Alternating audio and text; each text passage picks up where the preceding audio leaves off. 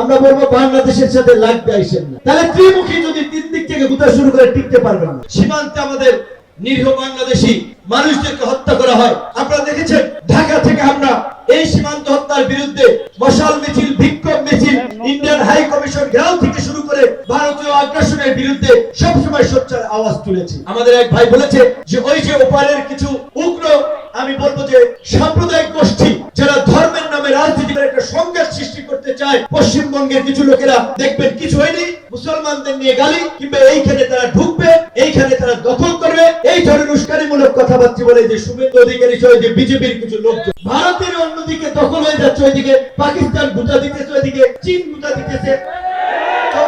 চীন পাকিস্তান সামলাই কিন্তু তাদের জানছে। সুতরাং আমরা বলবো বাংলাদেশের সাথে লাগবে আইসেন না। তাহলে ত্রিমুখী যদি তিন দিক থেকে গুতা শুরু করে টিকতে পারবেন না।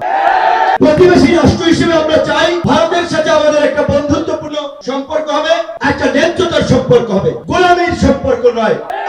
আওয়ামী লীগ যেটা 16 বছরে আমার দেশের মানুষ সীমান্তে মারে, সরকারের পক্ষ থেকে একটা প্রতিবাদ করে নাই, বরঞ্চ সরকারের মন্ত্রীরা নির্লজ্জ বেহায়ার মতো বলেছে ভারতের সাথে আমাদের স্বামী স্ত্রীর সম্পর্ক। জনগণের প্রতিরোধের মুখে দেশ থেকে পালিয়ে এখন ভারতে আশ্রয় গ্রহণ করেছে। অনেকে দেখেছে নাম পরিবর্তন করেছে, মুসলমান থেকে হিন্দু নাম দিয়েছে বাঁচার জন্য।